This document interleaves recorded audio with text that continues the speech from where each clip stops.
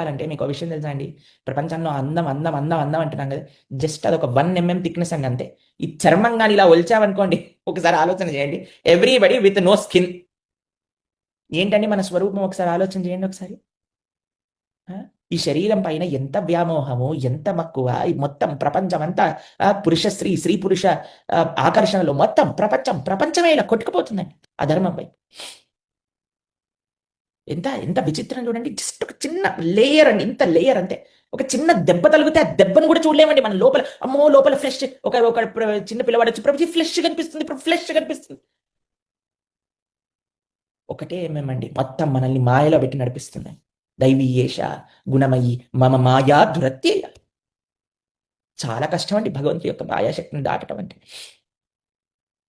ఎలా దాటొచ్చండి? ఎప్పుడైతే ఈ తత్వతః ఈ జ్ఞానాన్ని తెలుసుకుంటాం. ఏంటి ఈ శరీరం? We are so proud of it. ఒక వ్యక్తి నడుస్తున్నాడట, నడుస్తుంటే కంపు వాసన కొడుతుందటండి. అక్కడ ఎవరో బాత్రూమ్లు పోయారట, కంపు వాసన చీ చీ తూ తూ అంటున్నాడట. అయితే ఆ బాత్రూమ్ పిలిచిందట, ఇక్కడ రారా బాబు, ఏంటి చీచీ తూ తూ అంటున్నావు అంటే, ఏం లేదు కంపు కొడుతున్నావు నువ్వు అంటే, నేను నీ లోపలికి వెళ్ళక ముందు బ్రహ్మాండంగా గులాబ్ జాములు, రసగుల్లాలు, భక్షాలు, సకినాలు ఇలా ఉండేదాన్ని. నీ లోపలికి వెళ్ళానే నేను ఇలా కంపు కొడుతుందని తయారయ్యాను. శరీరం పైన ఎంత మీరు చూడండి. అసలు ఏ మంచి పదార్థమైనా సరే, ఎన్ని మంచి పదార్థాలు శరీరం లోపలికి వచ్చినా సరే దాన్ని చెత్త చేసి పంపిస్తుంది శరీరం. అవునా కదా చెప్పండి?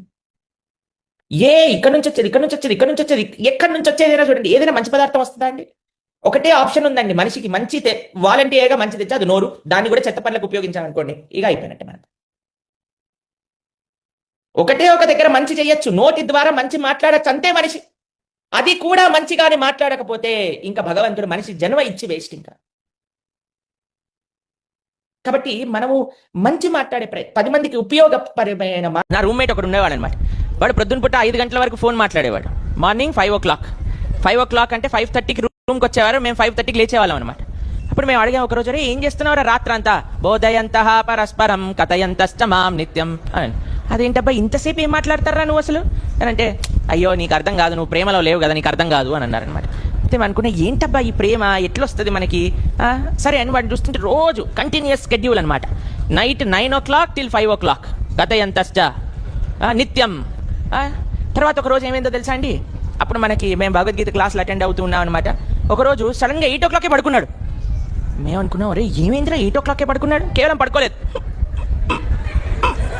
ఇలా సౌండ్ వస్తుంది. ఏంటబ్బా ఏం సౌండ్ వస్తుంది అని, అరే బాగున్నావా, ఏమైందిరా అని అంటే, నువ్వు చెప్పేది నిజమే, అసలు ఈ ప్రపంచంలో ఎవ్వరు లేరు, భగవంతుడు తప్ప ఇంకెవ్వరు లేరు మనకి. నేను అదేంటబ్బా వీడు భగవద్గీత క్లాసులు ఏమైనా వెళ్ళాడా?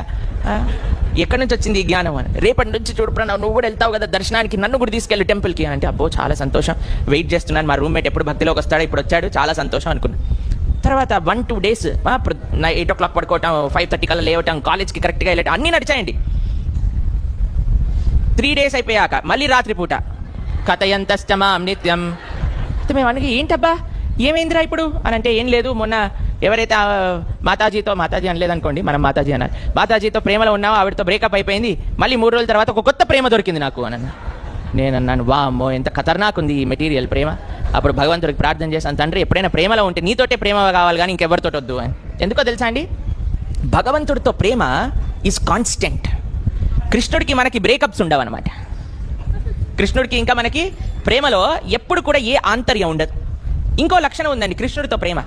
ఈ ప్రపంచంలో ప్రేమ అట కొత్త ప్రేమ జుమ్ అని పైకి పెరిగిపోతుందట, దానంతా నార్మలైజ్ అయిపోతుంది, తర్వాత తక్కువ అవుతూ ఉంటుంది. తెలిసినా మీకు? పరమపూజ్య దేవామృత మహారాజ్ ఒకసారి మా ఆశ్రమంలో క్లాస్ ఇస్తున్నప్పుడు చెప్పారు, కొత్త ప్రేమ యొక్క ఆనందము ఇట్ స్టేస్ ఫర్ 12 months అంట. ఎంత? 12 months తర్వాత అన్నీ నార్మల్ అవుతాయి. అందుకే పెళ్లి చేశాక ఫస్ట్ 1 year చాలా ఎక్సైటెడ్గా ఉంటారండి, తర్వాత ఎందుకు చేసుకున్నావా అంటారనమాట.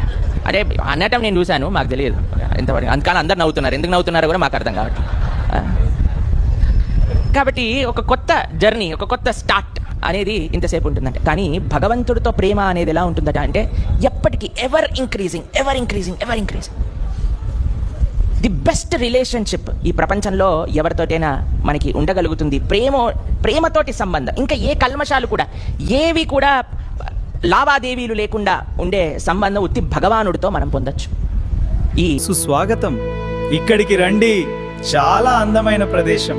మా వీడియోలు చూడండి. ధన్యవాదాలు.